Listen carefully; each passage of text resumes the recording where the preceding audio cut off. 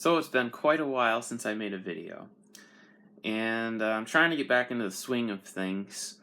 Um, but in this video, I want to briefly talk about the success that Ted Cruz is having running for president.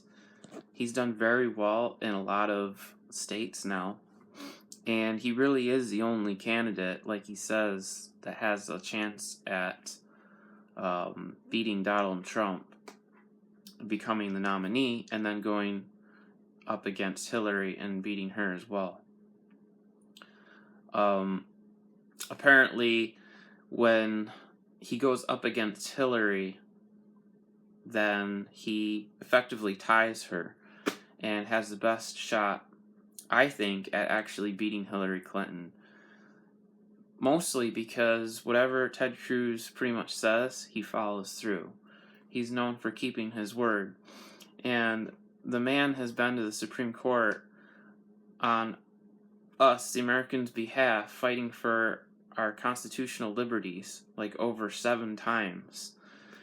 And he also was a candidate that voted against the NDAA, or what is the National Defense Authorization Act, that President Obama signed, which would basically allow the federal government or whatever to basically arrest and detain an American citizen without due process if they're in any way connected to terrorists or whatever.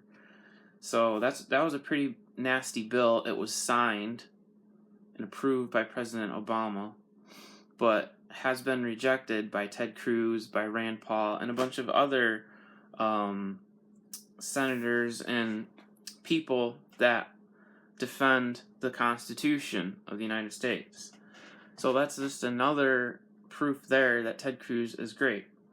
And then there was this other whole thing about how his wife Heidi Cruz was involved in wanting to create a North American Union, or basically a North American community as it's also called, because of her involvement in a task force or something.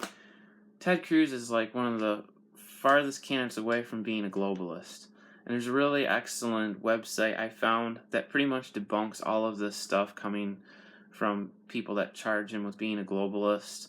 A lot of this stuff is coming out of InfoWars, Alex Jones on YouTube, which with his millions of followers. Just so people are reminded, Alex Jones uses a lot of fear-mongering, and I believe it was during Y2K he was saying that all this terrible stuff was happening, planes were crashing and stuff, and bombs were going off and missiles, and it was going to pretty much be the end of the world, and none of that stuff actually was happening.